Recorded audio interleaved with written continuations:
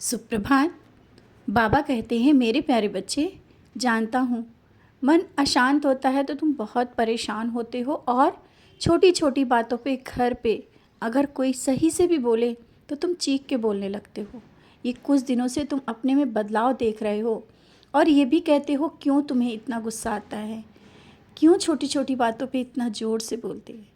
बच्चे, स्वयं को तुम रोको और जब तुम मुझे याद करते हो, मेरा नाम स्मरण करते हो, फिर इस तरह से छोटी छोटी बातों को लेकर के ज़ोर से चीख करके क्यों बोलते हो। इस तरह से घर का माहौल भी ख़राब होता है। घर में अगर तुम इस तरह से करोगे तो और तो लोग करेंगे ही करेंगे। अपने मन को शांत रखो और क्यों क्यों इतना चीखते हो। अगर चीज़ें चीखने से सही हो जाए तो तुम क्या सही कर सकते हो। छोटी सी बात अगर कोई ज़्यादा तेज़ बोलोगे तो हो सकता है कि लोगों को वो तुम्हारी बात भी गलत लगे। भले ही तुम कितनी बार सही बोलते हो और समझाने की कोशिश करते हो, लेकिन ज़ोर से बोलना वो गलत हो जाता है। अपने वाणी में नियंत्रण रखो और धीरे बोलने की कोशिश करो। तुम आजकल किसी कारण से ही सही, लेकिन बहुत तेज़ बोलने लगे हो। इसी कारण मैं तुम्हें समझा रहा हूँ। चीज़ें होती हैं, संभल जाएं वही अच्छा है। आगे के लिए वो चीज़ें ख़राब हो जाएंगी और जो तुम्हारा इस समय स्वभाव बन रहा है ना, ये भी तुम नहीं समझ पा रहे हो। तुम मुझसे कहते हो ना कि बाबा क्यों ऐसा मैं हो रहा हूँ। बच्चे, बदलाव जीवन का नियम है, लेकिन ऐसा नहीं कि ये स्वभाव ऐसा ही बना रहेगा। कारण है तुम्हारे कुछ कभी कभी नकारात्मक विचार जो तुम्हारे स्वभाव को इस तरह से चिड़चिड़ा कर रहे हैं, और घबराहट के कारण कभी कभी हर एक सही चीज़ भी गलत हो जाती है तुम्हारे हाथों से। कहना कुछ का चाहते हो, करना कुछ चाहते हो और हो कुछ जाता है। अगर तुमने किसी को सही सलाह देने की भी कोशिश की, उस समय भी गलत हुआ, क्योंकि तुम जल्दबाजी में फ़ैसले ले रहे हो। समझ रहे हो ना, इन चीज़ों को संभालना होगा।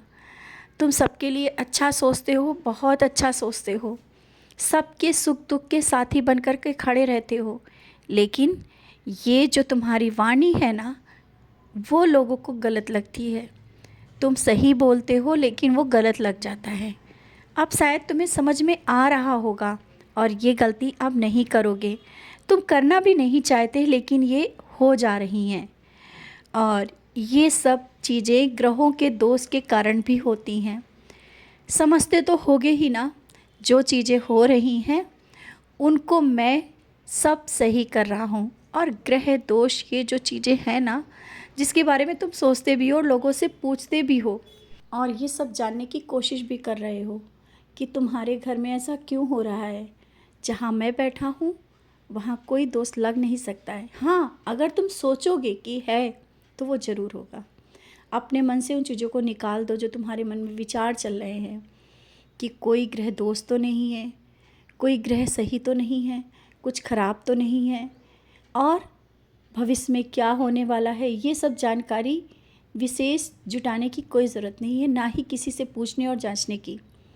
अगर किसी ने कुछ कहा है कि ये पूजा करा लो, तो तुम तो जानते हो ना कि नाम स्मरण और ध्यान और मेरे चरणों में बैठ करके जब तुम करते हो तो सब शांति मिलती है। और मैंने कहा भी है, सबका मालिक एक है।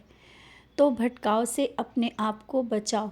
अपने मन को इस तरह से बेवजह की बातों में मत पड़ने दो। तुम कहीं भी सुनते हो, कुछ भी करते हो, वो उपाय करने लगते हो कि शायद चीज़ें सही हो जाए। जो मैं कहता हूँ, मेरे वचनों पे ध्यान नहीं आ रहा है। मेरे हर एक वचन, 11 वचन सत्य हैं। मैं हूँ तुम्हारे साथ और तुम्हारे घर में हूँ।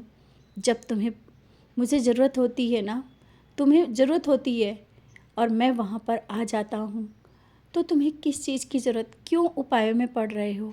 उपायों में पड़ के अपना समय भी व्यर्थ कर रहे हो और किसी से इस तरह से ज्योतिषों में पढ़ करके अपने जीवन के आगे के जो विचार हैं, जो आगे तुम्हें क्या करना है, उनके बारे में जानकारी तुम प्राप्त करना चाहते हो ना। ये बच्चों के बारे में सोच रहे हो कि उनका भविष्य कैसा है, ज्योतिषी से पूछ ले। बच्चे, मत पड़ो इन सब बातों में। बेवजह के धन को मत खर्च करो और अपने साईं पर विश्वास रखो। सब कुछ अच्छा ही है। जब भविष्य मैंने लिखा है, मैंने देखा है, तो तो तुम इस तरह से बेवजह की बातों में क्यों पड़ते हो। और एक बात है, जब तुम कहीं किसी और भी मंदिर जाते हो तो तुम्हारे मन में ये क्यों आता है कि तुम कहीं कुछ गलती तो नहीं कर रहे हो। मैं बार बार कहता हूँ, मैं हर एक रूप में तुम्हारे साथ हूँ जहाँ भी तुम जाते हो, और सबका मालिक एक है क्यों कहा है, क्यों भूल जाते हो। जहाँ भी जाओ तुम मुझे पाओगे, हर एक रूप में तुम मुझे पाओगे। अपने मन से ये जो विचार है ना, निकाल दो। मैं तुम्हारा हूँ, कहीं भी किसी भी रूप में आ जाता हूँ। और जब तुम मुझे पुकारते हो ना कि तुम सिर्फ बाबा को ही चाहते हो, तो बच्चे मैं तुम्हारी भावना को समझता हूँ। तुम मेरे सिवा किसी और के पास नहीं जाना चाहते हो, ना ही किसी और की पूजा करना चाहते हो। ऐसा क्यों। जिस भी रूप में तुम पूजोगे ना, मैं वहीं पर रहूँगा और मेरा उसी तरह से आशीर्वाद तुम्हें मिलेगा। जहाँ भी जा रहे हो, जिस मंदिर भी जा रहे हो, खुलकर जाओ। मैं तुम्हें वहाँ पहले ही मिल जाऊँगा, पहले ही पहुँच जाऊँगा। तुम बोलते हो ना, बाबा मैं जहाँ जा रहा हूँ वहाँ आप पहले पहुँच जाओ, मैं तुम्हारे जाने से पहले वहाँ पहुँच जाऊँगा। क्योंकि सबके विचारों के अनुसार भी कभी कभी चलना पड़ता है, जो तुम्हें थोड़ा अभी चलना है।